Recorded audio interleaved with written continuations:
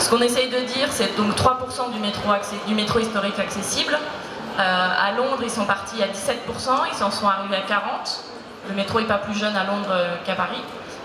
Et donc, c'est de dire, même si on ne fait que 4-5 stations en 24, c'est comment on fait un plan qui sera de plus longue haleine, parce que bien sûr, la problématique, c'est quand il y a beaucoup de travaux en même temps, on a du mal à avoir une expertise, et donc des gens sur les chantiers, du coup, si on n'a pas d'expertise, les chantiers prennent plus de temps, parce qu'il y a des problèmes de malfaçon, etc. etc.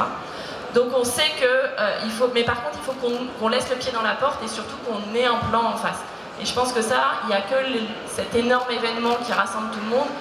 Gérard le disait, c'est la première fois que toutes les organisations syndicales se sont mises autour d'une table, ont signé une charte sociale ensemble, en mettant la pression aussi sur le comité d'organisation, et c'est important pour que justement des valeurs sociales soient défendues autant pour les salariés, pour les gens qui seront en volontariat, pour tous les prestataires, etc.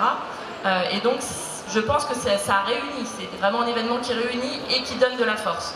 Donc si on n'y arrive pas là, c'est vrai que je vous avoue que je serais un peu triste, parce que je me dis que cette puissance-là, on n'est pas prêt de la retrouver tout de suite. Donc on essaye de vraiment garder le pied dans la porte pour l'instant et de continuer à travailler sur cette accessibilité.